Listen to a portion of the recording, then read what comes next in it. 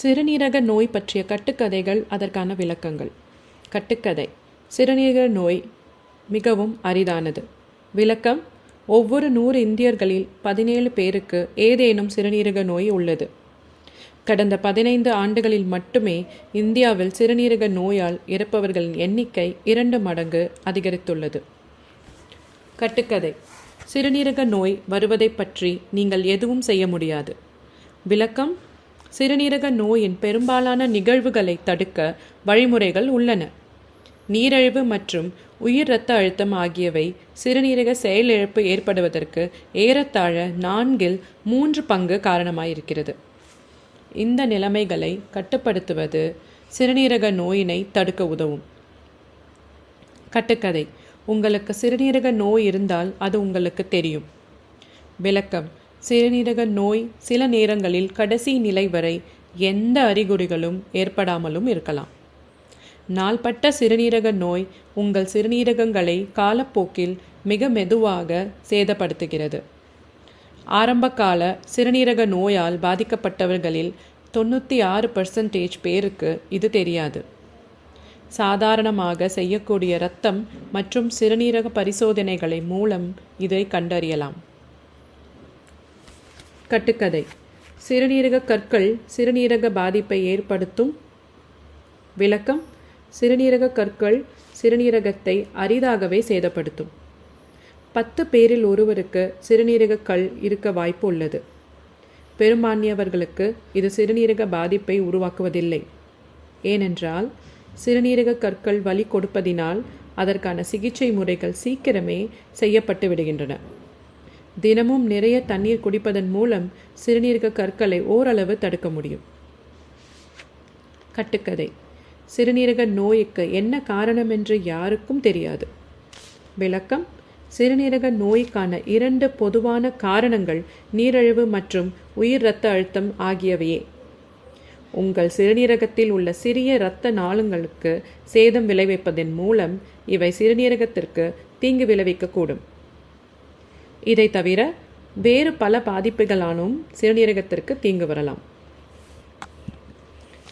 கட்டுக்கதை: எனது உடல்நிலை நன்றாக உள்ளது. எனக்கு சிறுநீரக பிரச்சனைகள் எதுவும் இல்லை. விளக்கம்: நாள்பட்ட சிறுநீரக நோயால் ஒரு பிரச்சனை என்னவென்றால் ஆரம்பத்தில் வெளிப்படையான அறிகுறிகள் எதுவும் தெரியவில்லை. எனவே வியாதியின் நிலையை புரிந்து கொள்வதற்கும் அதற்கு எவ்வாறு சிகிச்சை அளிப்பது என்பதை கணிப்பதற்கும் சரியான நேரத்தில் சோதனைகளை மேற்கொள்வது முக்கியம். உங்கள் சிறுநீரகத்தின் செயல்பாட்டின் நிலையை அறிந்து கொள்ள தேவையான பரிசோதனையை மருத்துவர் பரிந்துரை செய்வார். அதில் கோளாறு எதுவும் இருந்தால் உங்களுக்கு அதை தெரியப்படுத்துவார். கட்டுக்கதை: சிறுநீரகங்களை ஆரோக்கியமாக வைத்திருக்க அதிகமாக தண்ணீர் குடிக்கவும். இது சிகிச்சை முறைகளில் ஒன்றாகும். விளக்கம்: நீங்கள் போதுமான அளவு தண்ணீர் எடுத்துக்கொண்டால் சிறுநீர் பாதை தொற்று மற்றும் கல் உருவாக்குவதற்கான வாய்ப்புகள் தடுக்கப்படும். ஆனால் அது உங்களுக்கு சிறுநீரக பாதிப்பு வராமல் முற்றிலும் தடுக்கக்கூடியது என்று நினைக்காதீர்கள். எல்லாவற்றையும் அறிந்து கொள்ள மருத்துவ நிபுணரின் ஆலோசனையை நீங்கள் கண்டிப்பாக பெற வேண்டும். கட்டுக்கதை: ஒரு சிறுநீரகம் செயலிழந்தால் அல்லது அகற்றப்பட்டால் சிறுநீரக செயலிழப்பு ஏற்படலாம். விளக்கம்: தவறு. 2 சிறுநீரகங்களும் செயலிழந்தால்தான் சிறுநீரக செயலிழப்பு ஏற்படுகிறது. பெரும்பாலான சந்தர்ப்பங்களில் ஒரு சிறுநீரகம் முழுவதுமாக செயலிழந்தாலோ அல்லது ஒரு சிறுநீரகம் இல்லாமல் இருந்தாலோ அல்லது அகற்றப்பட்டாலோ பாதிக்கப்பட்ட நபர்களுக்கு எந்த ஒரு பிரச்சனையும் ஏற்படுவதில்லை.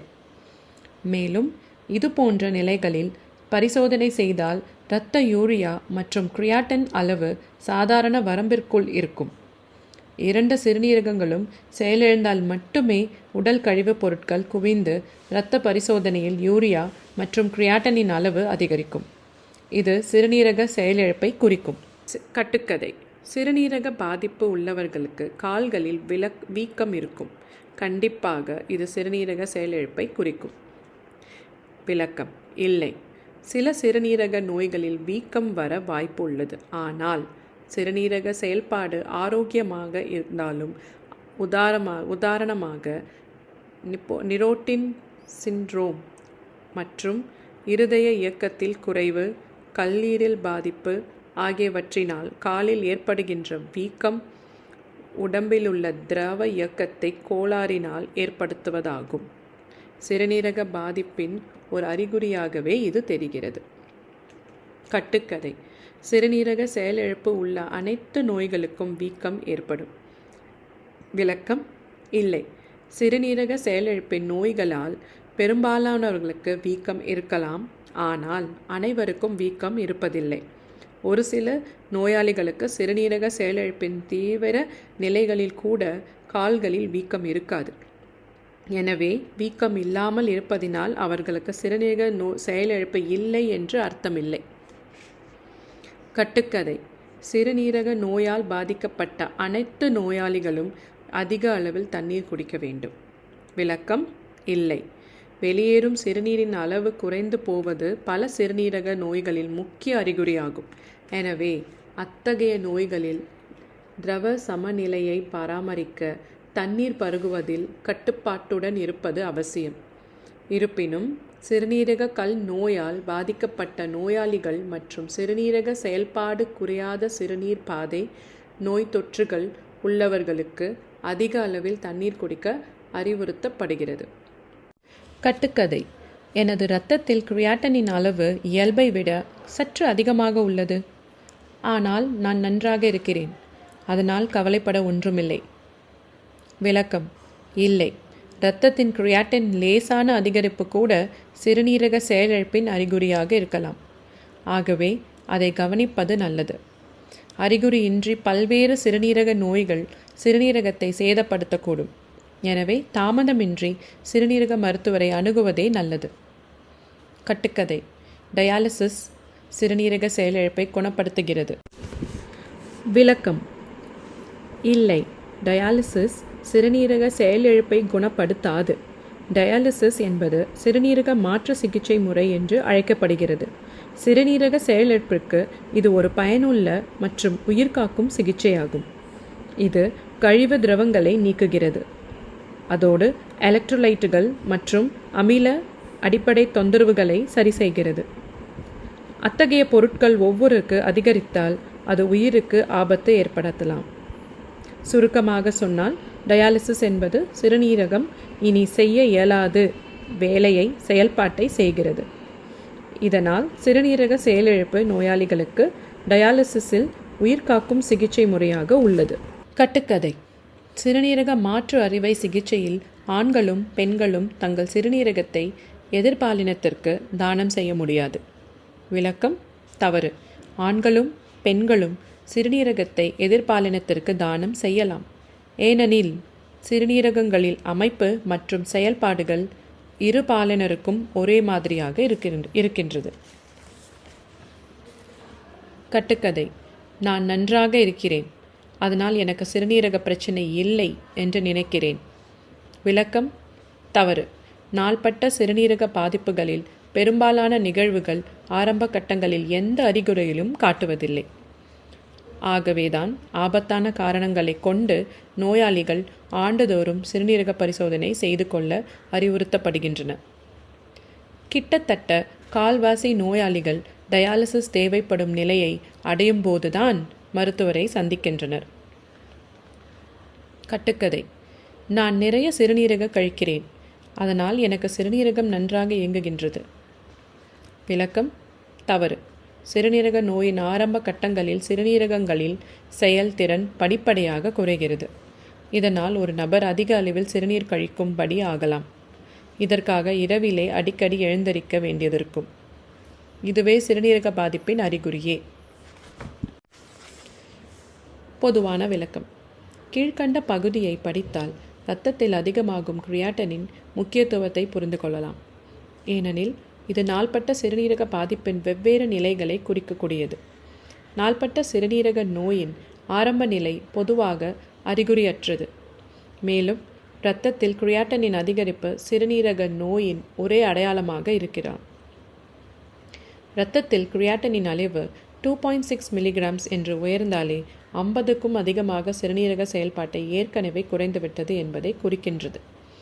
நாள்பட்ட சிறுநீரக செயல்பாட்டை முன்கூட்டியே கண்டறிந்து இரத்த கட்டத்தில் பொருத்தமான சிகிச்சையை தொடங்குவது மிகவும் பலனளிக்கிறது. சிறுநீரக நோயின் இந்த கட்டத்தில் சிறுநீரக மருத்துவரின் மேற்பார்வையின் கீழ் மேற்கொள்ளப்படும் சிகிச்சையானது மீதமுள்ள சிறுநீரக செயல்பாட்டை நீண்ட காலத்திற்கு பாதுகாக்க உதவுகிறது. நாள்பட்ட சிறுநீரக பாதிப்பில் கிரியாட்டினின் அளவு 5 மில்லிகிராம்ஸ் என்று அளவுக்கு அதிகமாகிவிட்ட நேரத்தில் 80க்கு மேற்பட்ட % சிறுநீரக செயல்பாட்டை ஏற்கனவே இழந்துவிட்டது. இது சிறுநீரக செயல்பாடு மிகவும் பலவீனம் அடைந்ததை குறிக்கலாம். இந்த கட்டத்தில் செயல்படும் சரியான சிகிச்சை மீதமுள்ள சிறுநீரக செயல்பாட்டை பாதுகாக்க உதவும். ஆனால் இது நாள்பட்ட சிறுநீரக பாதிப்பின் இறுதி நிலை என்பதையும் சிறந்த மருத்துவர் சிகிச்சையினால் பயன்பெறும் வாய்ப்பு ஏறத்தாழ இழக்கப்பட்டுவிட்டது என்பதையும் நினைவு வைத்துக்கொள்வது அவசியம். இரத்தத்தில் கிரியாட்டினின் அளவு இன்னமும் அதிகரித்து 10 மில்லிகிராம் அல்லது அதற்கும் அதிகமாக இருக்கும்போது 90% சிறுநீரக செயல்பாடு ஏற்கனவே இழந்துவிட்டது. இது சிறுநீரக செயலிழப்பின் இறுதி கட்டம் என்பதை குறிக்கலாம். நாள்பட்ட சிறுநீரக பாதிப்பின் இந்த கட்டத்தில் மருந்து சிகிச்சை மூலம் நோயாளிக்கு சிகிச்சை அளிப்பதற்கான வாய்ப்பு கிட்டத்தட்ட இழந்து போகின்றது. பெரும்பாலான நோயாளிகளுக்கு இந்த கட்டத்தில் டயாலிசிஸ் அல்லது சிறுநீரக மாற்று அறுவை சிகிச்சை போன்ற சிறுநீரக மாற்று சிகிச்சைகள் தேவைப்படுகிறது. சிறுநீரக செயலிழப்பு நோயாளிகளுக்கு ஒரு முறை செய்யப்படும் டயாலிசிஸ் சிகிச்சை பின்னர் நிரந்தர தேவையாக மாறும். விளக்கம்: தவறு. டயாலிசிஸ் தேவை நிரந்தரமானதா அல்லது தற்காலிகமானதா என்பதை தீர்மானிக்கும் பல காரணங்கள் உள்ளன. திடீர் கடுமையான சிறுநீரக செயலிழப்பு அல்லது கடுமையான சிறுநீரக காயம் என்பது தற்காலிகமானது மட்டுமல்ல, இது சிறுநீரக செயலிழப்பிலிருந்து மீண்டு வரவும் முடியும். இது நோயாளிகளுக்கு சிறிது காலத்திற்கு மட்டுமே டயாலிசிஸ் ஆதரவு தேவைப்படலாம். முறையான சிகிச்சை மற்றும் டயாலிசிஸ் சிகிச்சை அமர்வுகள் மூலம் சிறுநீரக பொதுவாக இதிலிருந்து முழுமையாக மீண்டு வர வாய்ப்புள்ளது. நிரந்தர டயாலிசிஸ் பண்ண வேண்டுமோ என்று பயம் காரணமாக டயாலிசிஸ் வேண்டாம் என்றாலோ அல்லது தாமதப்படுத்தினாலோ இது உயிருக்கு ஆபத்தை விளைவிக்கக்கூடும். மருத்துவர் ஆலோசகரின் இதை குறித்து நீங்கள் பேசி தெளிவு பெறலாம். நாள்பட்ட சிறுநீரக பாதிப்பு என்பது ஒரு தொடர்ச்சியாக மோசமாகின்ற மற்றும் மீள முடியாத சிறுநீரக செயலிழப்பு ஆகும். இந்த சிறுநீரக நோயின் இறுதி நிலைக்கு எண்ட் ஸ்டேஜ் சிறுநீரக நோய் பொதுவாக வாழ்நாள் முழுவதும் டயாலிசிஸ் ஆதரவு அல்லது சிறுநீரக மாற்று அறுவை சிகிச்சை தேவைப்படுகிறது. கட்டுக்கதை: ஆண்களுக்கு சிறுநீரகங்கள் கால்களுக்கிடையே ஒரு பையில் அமைந்துள்ளன. விளக்கம்: தவறு. ஆண்களுக்கும் பெண்களுக்கும் சிறுநீரகங்கள் இடுப்பின் பின்பகுதியில் முதுகெலும்புகளுக்கு இரு பக்கமாக ஒரே அளவில் அவரை விதை வடிவம் மற்றும் ஒரே மாதிரி செயல்பாடுகளுடன் அமைந்துள்ளன. ஆண்களின் இனப்பெருக்கு விந்து உற்பத்தி செய்யும் விரைகள் தான் கால்களுக்கு இடையில் பை போன்ற அமைப்பில் அமைந்துள்ளன. கட்டுக்கதை: இப்போது எனது இரத்த அழுத்தம் சாதாரணமாக இருப்பதால் நான் இரத்த அழுத்தம் எதிர்ப்பு மாத்திரைகளை இனி எடுத்துக்கொள்ள வேண்டியதில்லை. இவற்றை எடுத்துக்கொள்ளாவிட்டால் நான் நன்றாக உணர்கிறேன். நான் ஏன் அவற்றை எடுக்க வேண்டும்? விளக்கம்: தவறு. உயர் இரத்த அழுத்தம் உள்ள பல நோயாளிகள் இரத்த அழுத்தம் கட்டுப்பாட்டிற்குள் வந்த பிறகு எந்த அறிகுறிகளும் இல்லாததாலும் இரத்த அழுத்தத்தை கட்டுப்படுத்தும் மருந்துகள் எடுத்துக்கொள்ளாவிட்டால் நன்றாக இருப்பதாக உணர்வதாலும் மருந்துகளை நிறுத்திவிடுகிறார்கள். இது தவறு. இரத்த அழுத்தம் ஒரு சத்தமிடாத கொலையாளி என்று கூறுவார்கள். இது நீண்ட காலத்திற்கு இருக்கும்போது மாரடைப்பு, சிறுநீரக செயலிழப்பு மற்றும் பக்கவாதம் போன்ற கடுமையான பிரச்சனைகளுக்கு வழிவகுக்கும். உடலின் முக்கிய உறுப்புகளை பாதுகாக்க பரிந்துரைக்கப்பட்ட மருந்துகளை தொடர்ந்து எடுத்துக்கொள்வது அவசியம். அறிகுறிகள் இல்லாத நிலையில் கூட இரத்த அழுத்தத்தை கட்டுப்படுத்துவது அவசியம் என்பதை புரிந்து கொள்வது நல்லது. கட்டுக்கதை: ஒரு முறை ஆரம்பிக்கப்பட்ட டயாலிசிஸ் சிகிச்சை வாழ்நாள் முழுவதும் தேவைப்படுகிறது. விளக்கம்: தவறு.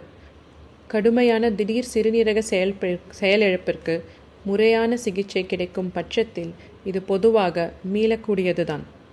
இந்த நிலைக்கு சிறுநீரக செயல்பாடு சரியாகும் வரை குறுகிய காலத்திற்கு மட்டுமே டயாலிசிஸ் தேவைப்படுகிறது. இறுதி நிலை நாள்பட்ட சிறுநீரக நோயால் பாதிக்கப்பட நோயாளிகளுக்கு மாற்று அறுவை சிகிச்சை செய்யும் வரை தொடர்ந்து டயாலிசிஸ் செய்ய வேண்டும். இதனை புரிந்து செயல்படுவதே நல்லது. கட்டுக்கதை. சிறுநீரக மாற்று அறுவை சிகிச்சை என்பது சிறுநீரக செயலிழப்பை குணப்படுத்துகிறது. விளக்கம்: சிறுநீரக செயலிழப்பை முற்றிலுமாக குணப்படுத்த இயலாது. உங்களுக்கு சிறுநீரக செயலிழப்பு இறுதி நிலை சிறுநீரக நோய் இருந்தால் உங்களுக்கு தொடர்ச்சியாக டயாலிசிஸ் அல்லது மாற்று அறுவை சிகிச்சை செய்ய வேண்டும். சிறுநீரக செயலிழப்புக்கு சிறுநீரக மாற்று அறுவை சிகிச்சை பொதுவாக சிறந்த சிகிச்சையாக கருதப்படுகிறது. ஆனால் அது முழுவதுமாக சிறுநீரக பாதிப்பினை குணப்படுத்திவிடுகிறது என்று சொல்ல முடியாது. கட்டுக்கதை. நீரிழிவு அல்லது உயர் இரத்த அழுத்தம் உள்ளவர்களுக்கு மட்டுமே சிறுநீரக நோய் வரும். விளக்கம்: மேற்கூறிய நிலைமைகள் சிறுநீரக நோயை உருவாக்கும் ஆபத்தை அதிகரிக்கும். அதே வேளையில் எவரும் சிறுநீரக நோயினால் பாதிக்கப்படலாம். சிறுநீரக நோய்க்கான பிற காரணங்களில் கிருமி தொற்று, குடும்ப வரலாறு, நாள்பட சிறுநீரக பாதை அடைப்புகள், அதிகமான வலி நிவாரண மாத்திரைகள் எடுத்துக்கொள்வது, முதுமை மற்றும் சில இனங்கள் மட்டுமல்ல, சுற்றுப்புற சூழலையும் காரணமாகிறது. கட்டுக்கதை. சிறுநீரக செயலிழப்பு இருந்தால்தான் உங்களுக்கு சிறுநீரக பாதிப்புள்ளது என்று அர்த்தம். விளக்கம்: தவறு. சிறுநீரக பாதிப்பு என்பது ஆரம்ப நிலை, நடுநிலை மற்றும் இறுதி நிலை என்று ஒவ்வொரு அளவிலே ஏற்படுகின்றது. ஆகவேதான் ஆரம்ப நிலையிலேயே இதனை கண்டறிய ஒழுங்கான பரிசோதனைகளும் ஆலோசனைகளும் மிக அவசியம். அப்பொழுதுதான் அறிகுறியற்ற சிறுநீரக வியாதியை கண்டுபிடிக்க முடியும். பாதிப்பு என்பது ஆரம்பம், செயலிழப்பு என்பது இறுதி நிலை. கட்டுக்கதை. சிறுநீரக நோய்க்கு டயாலிசிஸ் மட்டுமே சிகிச்சை முறை. விளக்கம்: தவறு. டயாலிசிஸ் என்பது சிறுநீரக நோய்க்கான ஒரு சிகிச்சை முறையாகும். ஆனால் அது மட்டுமே வழி அல்ல. மற்ற சிகிச்சை முறைகளான மருந்துகள், சிறுநீரக மாற்று அறுவை சிகிச்சை மற்றும் வாழ்க்கை முறை மாற்றங்கள் ஆகியவையும் பலனளிக்கும். எது தேவையான சிகிச்சை முறை என்பதை நோயின் தீவிர தன்மையை பொறுத்ததும் நோயாளியினுடைய தேவை கருத்தில் கொண்டும் தேர்வு செய்யலாம். கட்டுக்கதை. வயதானவர்களுக்கு மட்டுமே சிறுநீரக நோய் வரும். விளக்கம்: எந்த வயதிலும் சிறுநீரக நோய் வரலாம். ஆனால் வயது அதிகமாகும்போது இது ஆபத்து அதிகரிக்கிறது. மற்ற காரணங்களால் நீரிழிவு, உயர் இரத்த அழுத்தம் மற்றும் குடும்ப வரலாற்றிலோ சிறுநீரக நோய் இருப்பது இதில் அடங்கும். கட்டுக்கதை. உங்களுக்கு சிறுநீரக நோய் இருந்தால் உங்களுக்கு அதற்கான அறிகுறிகள் தோன்றும். விளக்கம்: ஆரம்ப நிலை சிறுநீரக நோயால் பாதிக்கப்பட்ட பலருக்கு எந்த அறிகுறிகளும் தோன்றுவதில்லை. அதனால்தான் சிறுநீரக நோயை ஆரம்பத்திலேயே கண்டறிவதற்காக வழக்கமான பரிசோதனைகள் செய்வதும் ஆலோசனைகளை பெறுவதும் அவசியமாகின்றது. கட்டுக்கதை. சிறுநீரக நோய் தீவிரமானது அல்ல. விளக்கம்: சிறுநீரக நோய்க்கு சிகிச்சை அளிக்கப்படாவிட்டால் அது ஒரு தீவிரமான நிலையாக மாறிவிடலாம்.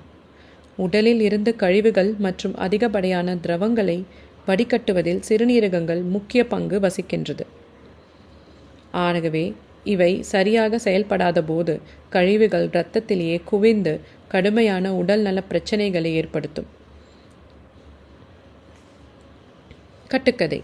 சிறுநீரக நோய்க்கு சிகிச்சை இல்லை. விளக்கம்: சிறுநீரக நோய் முழுமையாக குணப்படுத்த சிகிச்சை இல்லை என்றாலும் இந்த நிலையை கட்டுப்படுவதற்கும் மேலும் பாதிப்பு மோசமான நிலைக்கு போவதை தடுக்கவும் சிகிச்சை முறைகள் உள்ளன. இது சிகிச்சையில் மருந்துகள், உணவு முறை மாற்றங்கள், டயாலிசிஸ் மற்றும் சிறுநீரக மாற்று சிகிச்சை ஆகியவை அடங்கும். கட்டுக்கதை. சிறுநீரக நோயை தடுக்க முடியாது. விளக்கம்: சிறுநீரக நோய் உருவாக்கும் ஆபத்தை குறைக்க நீங்கள் எடுக்கக்கூடிய வழிமுறைகள் உள்ளன. ஆரோக்கியமான இரத்த அழுத்தத்தை பராமரிப்பதல், நீரிழிவு நோய் கட்டுப்படுத்துவதல், புகையிலை மற்றும் மது அருந்துவதை தவிர்ப்பது, மற்றும் ஆரோக்கியமான உணவை உட்கொள்வது ஆகியவை இதில் அடங்கும்.